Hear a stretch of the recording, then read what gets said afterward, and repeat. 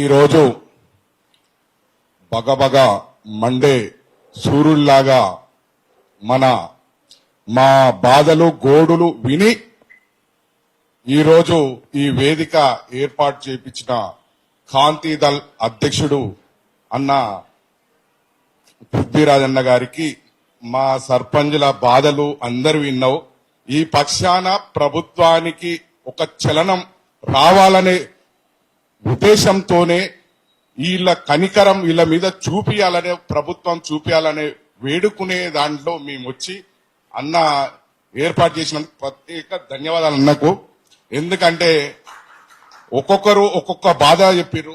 మా మల్లన్న అయితే సూర్యాపేటకి వెళ్ళి వచ్చేటప్పుడు వాళ్ళ భార్య రోజు ఇవాళ బిల్లులు వస్తాయా అని అడుగుతుంది. కానీ ఆ కారులో నేను డ్రైవింగ్ చేసుకుంటూ వస్తుంటే నేను విన్నప్పుడల్లా నా మనసు ఓ తీరు కనిపిస్తుంది. వీళ్ళ పాపలు ఇద్దరు చదువుతారు, వాళ్ళు చదువుల కోసము సీట్ల కోసము డబ్బులు అడుగుతుంటే అది బాధ అనిపిస్తుంటది. ఇట్లాంటిది ఒక తమ్ముడు అయితే నిర్మల్ డిస్టిక్ లా చెల్లపెండ్లి చేస్తా అని ఆయనకు 16 లక్షల రూపాయలు వచ్చేది ఉంటే సెక్రటరియట్ లో చుట్టూ తిరిగితే ఆయన కమిషన్లు అడిగినా కానీ 12% ఇస్తానికి సిద్ధమైనా కానీ సర్పంచ్ అనే ఒక పదంతో బిల్లు ఆపేస్తే నా పానం జాలి అనిపించి, వాళ్ళ కోసం మనం కొట్లాడేది చిన్నది.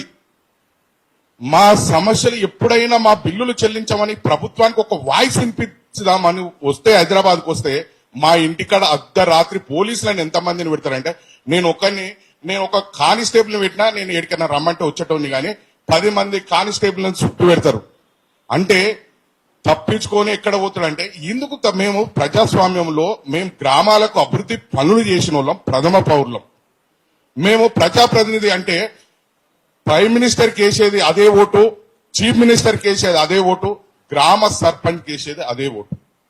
కానీ ఈ ఓటు మేము చేసేది అందరూ కూడా స్థానికంగా ఉండి ప్రజలకు అందుబాటులో ఉండి వాళ్ళ సమస్యను పరిష్కరించేది ఓరంటే సర్పంచ్, అంటే village president, chief minister, prime minister. అంటే స్థానిక ప్రభుత్వంలో మేమంతా ఒక ముఖ్యమంత్రి లాగా, ఒక ప్రధానమంత్రి లాగా మేము విలేజ్ సర్పంచ్ పనిచేసిన వాళ్ళం. ఈ పని చేస్తే మా పైసలు అడిగితే అరెస్ట్ చేయడం, మమ్మల్ని నిర్బంధించడం.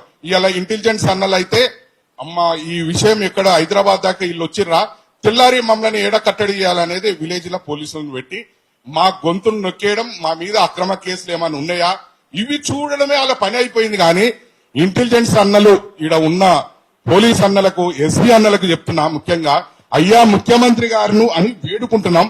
పంచాయతీరాజ్ మినిస్టర్ అక్క సీతక్క, నువ్వు ఒక గూడెంలోకి వెళ్ళి వచ్చినావు, గోండ్రు బిడ్డవు, మా బాధలన్నీ నీకు తెలుసు అనుకుంటాం.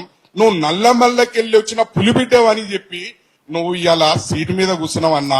ఈ నల్లమల్ల అడవులలో వాళ్ళు ప్రజల కోసం సేవ చేస్తూ వాళ్ళు అనేక మంది అమరులై వాళ్ళు చనిపోయినారు.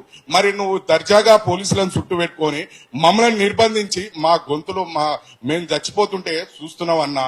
రేవంత్ అన్న, ఇది నీకు న్యాయమా? మీరు ఎన్నికల్లో పోతామంటారు, పోయినా కొద్దిగా మా ఇండ్ల కాడికి పోలీసులు వచ్చి మా బిల్లులు ఇవ్వమని మేము అడిగితే పోలీసులను పెట్టి మమ్మల్ని నిర్బంధిస్తారు. కానీ మీకు న్యాయమేనా? మేము అడుగుతున్నాం సీతక్క, మా బిల్లులు చెల్లించమని. మేము ఎవరి మీద రాజకీయ దురుద్దేశం లేదు. మా గురువు గారు ఏది, మేము బిల్లులు అడిగితే మొన్న రేవంత్ రెడ్డి గారు సందర్భంలో కేసీఆర్ గారే ఆయన శిష్యుడే అని చెప్తున్నాం. మేము డెఫినెట్గా చెప్తున్నాం, తెలంగాణ ఉద్యమంలో పనిచేసిన వాళ్ళం.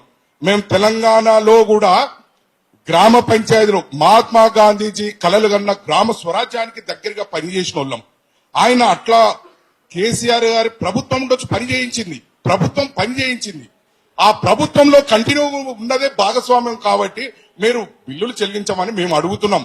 మేము కేసీఆర్ ఇంటికి చేయలేదు, కేటీఆర్ ఇంటికి చేయలేదు, హరీష్ రావు ఇంటికి చేయలేదు, ఇంకో రఘునందన్ రావు ఇంటికి చేయలేదు, కిషన్ రెడ్డి ఇంటికి చేయలేదు, అన్న కాంతిదళ అన్న అధ్యక్షుని ఇంటికి కూడా పని చేయలేదు, ఆయన ఊర్లో చేయలేదు. మేము మా ఊర్లలో పనిచేసినాం, మేము బిల్లులు అడుగుతున్నాం. తప్పేముంది? ఈ పరిష్కారం చేయన్నా. మాకు రావాల్సిన బిల్లులే, న్యాయపరంగా మాకు రావాల్సిన బిల్లులు మీరు చెల్లించమని అడుగుతున్నాం. కానీ మీరు ఎన్నికలు నిర్వహిస్తున్నాం, మీరు కార్యకర్తలు సిద్ధం కాండి అంటే సిద్ధం కాండి. మీరు ఇచ్చిన హామీలో ముచ్చట అంటే ప్రజలు చూసుకుంటారు, మాకు అవసరం లేదు. మాకు రావాల్సిన బిల్లులు మాకు ఇవ్వమంటున్నాం. కానీ మా బిల్లులు ఇవ్వకుండా మీరు ఎన్నికలకు పోతే మీరు ఇచ్చిన 6 గ్యారంటీలు 420 హామీలను ప్రజల్ని మమేకం చేసుకొని మేము గ్రామంలో ఉన్న ప్రజలమంతా మమేకం చేసుకుని మా కుటుంబ సభ్యులతో సహా మీ ప్రభుత్వాన్ని పడగొట్టడానికి మేము సిద్ధమవుతాం.